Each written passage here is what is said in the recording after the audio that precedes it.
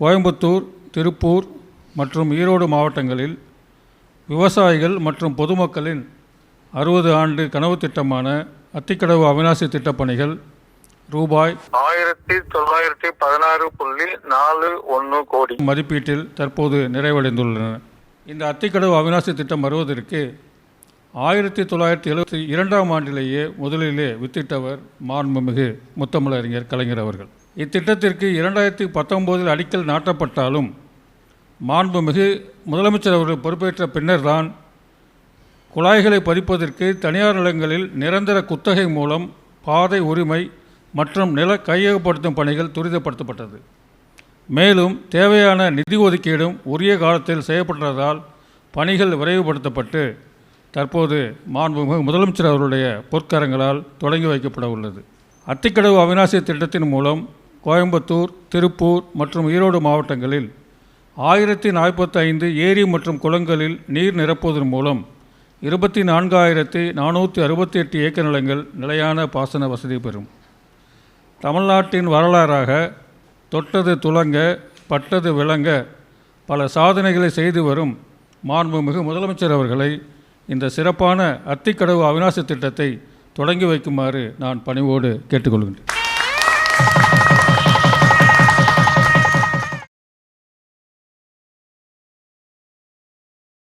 மாண்புமிகு தமிழ்நாடு முதலமைச்சர் அவர்களால் நீர்வளத்துறை சார்பில் அத்திக்கடவு அவிநாசி திட்டத்தின் கீழ் ஈரோடு, திருப்பூர் மற்றும் கோயம்புத்தூர் மாவட்டங்களில் ரூபாய் 1916.41 கோடி மதிப்பீட்டில் அமைக்கப்பட்டுள்ள 6 நீரேற்று நிலையங்கள் மற்றும் 1045 குளம் குட்டைகளுக்கும் சோதனை ஓட்டப் பணிகள் முடிவுற்று தற்பொழுது பவானி ஆற்றில் காளிங்கராயன் அணைக்கட்டில் போதுமான உபரி நீர் வர தொடங்கியுள்ளதை அடுத்து இன்று திறந்து வைக்கப்படுகிறது. மாண்புமிகு தமிழ்நாடு முதலமைச்சர் அவர்கள் அதிக அக்கறை கொண்டு 26/8/2022 அன்று 4வது நீரேற்று நிலையத்தினை நேரில் சென்று பார்வையிட்டு ஆய்வு செய்து இப்பணிகளை விரைந்து முடித்திட நீர்வளத்துறை அதிகாரிகளுக்கு உத்தரவிட்டிருந்தார். அதன்படி இப்பணிகள் விரைவாக முடிக்கப்பட்டது.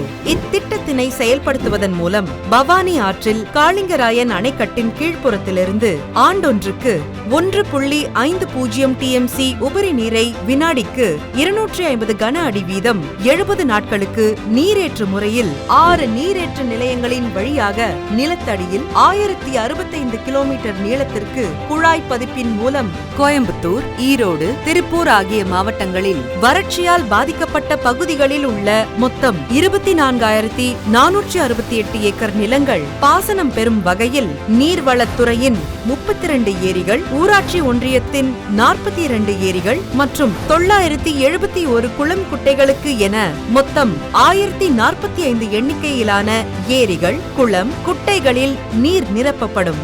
நீரின்றி அமையாது உலகு என்பதன் பொருட்டு நீர் வீணாவதை தடுக்கவும், உபரி நீரை சேமித்து வைக்கவும், வறட்சி பகுதிகளை செழுமையாக்கவும் அத்திக்கடவு அவிநாசி திட்டத்தை தொடங்கி வைத்து தொலைநோக்கு பார்வையோடு செயல்பட்டு வரும் மாண்புமிகு தமிழ்நாடு முதலமைச்சர் அவர்களுக்கு எங்களின் ஈரமான நன்றிகள். நான் ஈரோடு மாவட்ட ஆட்சித்தலைவர் ராஜகோபால் சுங்கரா பேசுகிறேன். அத்திக்கடவு அவிநாசி திட்டம் மூலம் ஈரோடு, திருப்பூர், கோயம்புத்தூர் மாவட்டங்களில் உள்ள வறட்சியால் பாதிக்கப்பட்ட பகுதிகளில் உள்ள 1045 குளம், குட்டைகள் நீர் நிரம்பும் வகையில் வடிவமைக்கப்பட்டுள்ளது.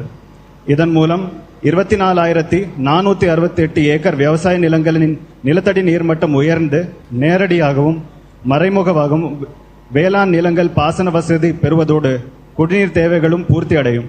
மாண்புமிகு தமிழ்நாடு முதலமைச்சர் அவர்களுக்கு நெஞ்சார்ந்த நன்றினை தெரிவித்துக் கொள்கிறேன். கோயம்புத்தூர், திருப்பூர் மற்றும் ஈரோடு மாவட்டங்களில் 24,468 ஏக்கர் பாசன பரப்பு பயன்பெறும் வகையில் 1916 கோடியே 42 லட்சம் மதிப்பீட்டில் நிறைவடைந்த அத்திக்கடவு அவிநாசி திட்டத்தை தொடங்கி வைத்துள்ள மாண்புமிகு தமிழ்நாடு முதலமைச்சர் அவர்களுக்கு நீர்வளத்துறையின் சார்பில் எங்களது நெஞ்சார்ந்த நன்றியை தெரிவித்துக் கொள்கிறோம். மேலும் இவ்விழாவில் பங்கேற்று சிறப்பித்த மாண்புமிகு நீர்வளத்துறை அமைச்சர் அவர்களுக்கும், மாண்புமிகு ஆதிதிராவிடர் நலத்துறை அமைச்சர் அவர்களுக்கும், மாண்புமிகு வீட்டு வசதித்துறை மற்றும் நகர்ப்புற வளர்ச்சித்துறை அமைச்சர் அவர்களுக்கும், மாண்புமிகு செய்தித்துறை மற்றும் தமிழ் வளர்ச்சித்துறை அமைச்சர் அவர்களுக்கும், ஈரோடு மற்றும் திருப்பூர், கோயம்புத்தூர் மாவட்ட ஆட்சித்தலைவர்கள் அனைவருக்கும், மாண்புமிகு பாராளுமன்ற உறுப்பினர்கள் மற்றும் சட்டமன்ற உறுப்பினர்கள் அனைவருக்கும், நமது தலைமைச் செயலாளர் அவர்களுக்கும் மற்றும் நீர்வளத்துறையின் கூடுதல் தலைமைச் செயலாளர் அவர்களுக்கும் எங்களது நெஞ்சார்ந்த நன்றியை தெரிவித்துக் கொள்கிறேன்.